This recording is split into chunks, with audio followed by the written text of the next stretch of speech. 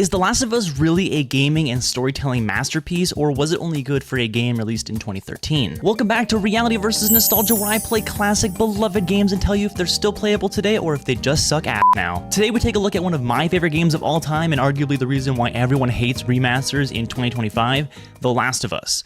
The actual first one. Originally released in June of 2013 alongside other gaming bangers like Pokemon X and Y, Call of Duty Ghosts. Just kidding, that game sucks. And of course GTA 5, The Last of Us was universally praised by both critics and gamers alike, which is kind of rare nowadays. When I tell you this game pulls you in and immerses you into the f***ed up timeline of scary ass fungus-infected zombies, I mean it.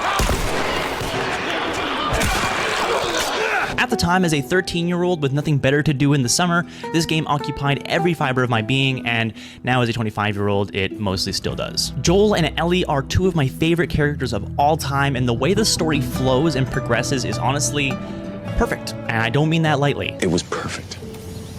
Perfect. Everything, down to the last minute details. This is one of those games where, regardless really of the version you play, it's perfect. And that's because we've received not one, not two, not three, but 4 different versions of the game released in the last 12 years. That's nothing against the game itself, but let me know in the comments how many versions of this game you've bought. However, even though the story hasn't seen any real changes since 2013, the gameplay absolutely has. The 2014 remaster had an optional 60 FPS mode, the Left Behind DLC, and better visuals. The 2022 PS5 remake was a fully rebuilt version of the game, which was in the Part 2 engine with better animation and graphics, and the PC port was just the exact same game, only really glitchy and barely playable on overqualified systems. But it's fine now, I guess? But is the original PS3 version of the game still worth your time in 2025?